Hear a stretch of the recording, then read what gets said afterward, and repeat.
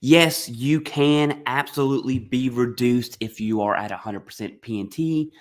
No, P&T is not a protection by any means. I'll explain that.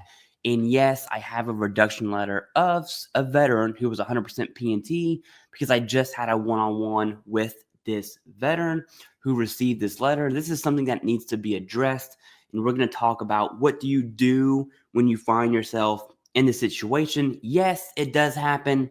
Yeah, pretty much that's how it goes. So here's the letter. All right. Now, food for thought.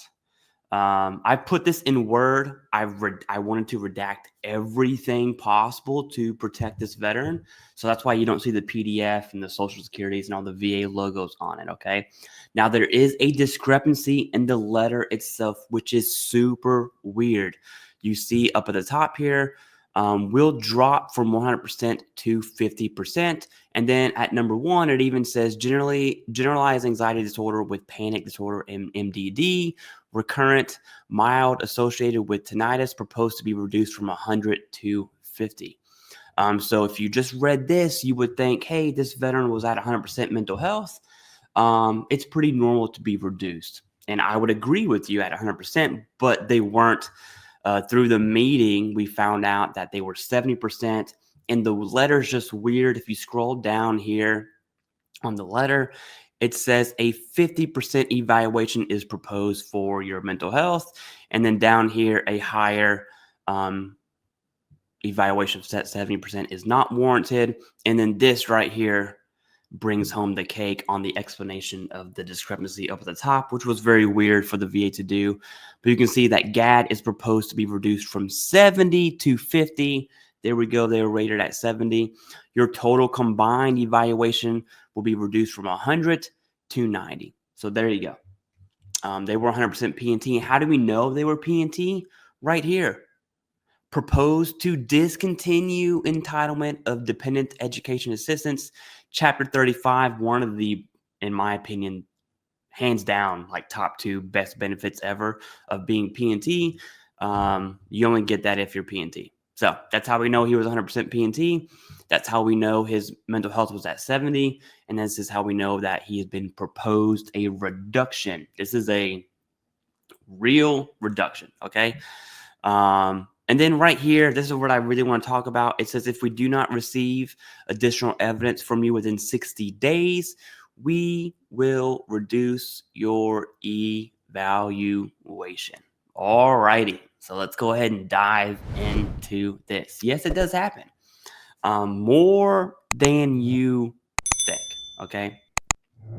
So if you're 100% P&T, you get this in the mail. Your heart drops, your anxiety absolutely increases. All of your disabilities are flaring up. It is game time. You don't have time. Time is against you right now. The very first thing you need to do within that 30-day window, and honestly, I would do it day 1, okay, is immediately, and you have 3 options.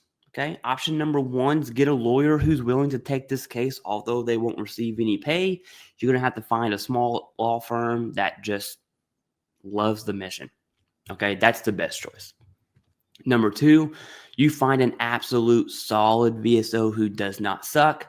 Good luck. There are a lot of them out there. There's also a lot that are not out there, and we'll just kind of leave it at that. Number 3, you do it yourself. Since time is of the essence here, I would just do the very first part myself, request a hearing, and pick up the pieces later and try and find a lawyer, try and find a solid VSO that will help. But you can absolutely submit a personal statement along with whatever evidence you have on hand and get that through the door at a minimum, the personal statement by itself requesting a hearing, and make sure the VA has that. I would call the VA every day just to confirm that they have received your request for a hearing. Okay, pick up the pieces later on. Now, if you're going to do this yourself, and I'm going to walk you through what's needed here. Above everything else is evidence. Okay. Now, more to the story on this veteran and why we had the one-on-one was to talk about their evidence specifically. And in this case, this veteran's going to win. I am so confident. I would even bet money that this veteran is going to win this case. There's one reason for that, and that's because in the background, through their private insurance, they've been seeing a private psychiatrist. I want to say at least monthly, if not multiple times a month, maybe even weekly. It was severe. The veteran has recent and relevant evidence for sure. That's without a doubt. And their psychiatrist is willing to do a DBQ.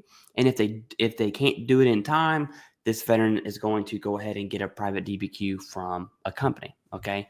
And all of those are valid forms of evidence that can absolutely be used. But of note, I want to show you something here, and this is from the VA. It's very important. The best type of evidence, I didn't type this. This is in the VA letter. To submit is a statement from a physician who recently treated or examined you. It should include detailed findings about the conditions.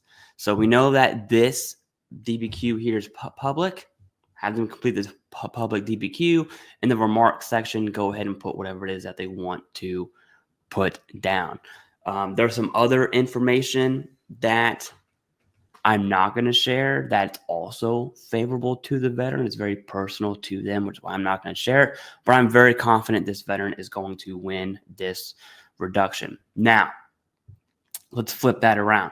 Let's say this veteran did not have the evidence on hand at the ready to submit with this request for hearing. Do I think they would win? Nope. If you get a reduction, okay, hey, we're going to reduce you if you don't give us evidence and you don't have evidence. The best thing you can do is request a hearing and then go get the evidence. But you're really fighting against the clock. Okay, you're trying to get a psychiatrist in this case, or a psychologist, a physician of some sort, to do whatever it is you need them to do against the clock before your hearing date, so you can present new evidence. It's just not. Listen, the stress in your life is going to skyrocket. This is why in healthcare, one, is important for healthcare reasons. Okay, two, healthcare is evidence. This veteran was seeking healthcare because they have a 70% rating for mental health. You should probably do something about your health when you have high ratings, veterans specifically. So yeah, that's what they did. And because they did that, they're still stressed out. Absolutely. They are. When I was talking to them, they were keeping themselves together, but definitely stressed out to the max. But since they have the evidence, there's like this blanket of security around them, and they are very, very, I would be highly, highly surprised if at the hearing they present new evidence and this proposed reduction is confirmed and continued, if you will. Anyways, yes, it does happen. Okay. Last part, I want to talk about protections real quick. 100% P&T. I know this is going to rub people the wrong way. P&T is not a protection.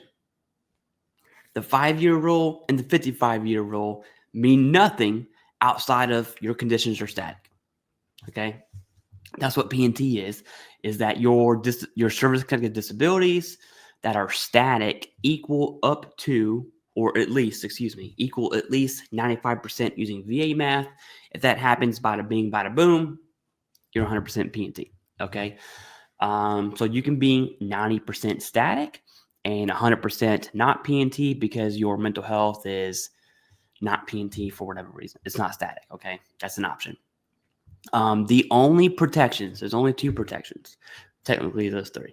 But for this right here, it's the 10-year protection for service connection and the 20-year protection for the rating. 5 years not a protection. Static's not a protection. Okay, you can still be reduced on both of those. 55-year rule is essentially the 5-year rule. And they are absolutely useless in my opinion. The 10 and 20-year rule are the only protections. The third technical protection is when a rating schedule change happens, your ratings are protected and they can't be reduced based on the rating schedule change. Anyways, yeah, this sucks for this veteran, and I hope it doesn't happen to you. So, okay, thanks.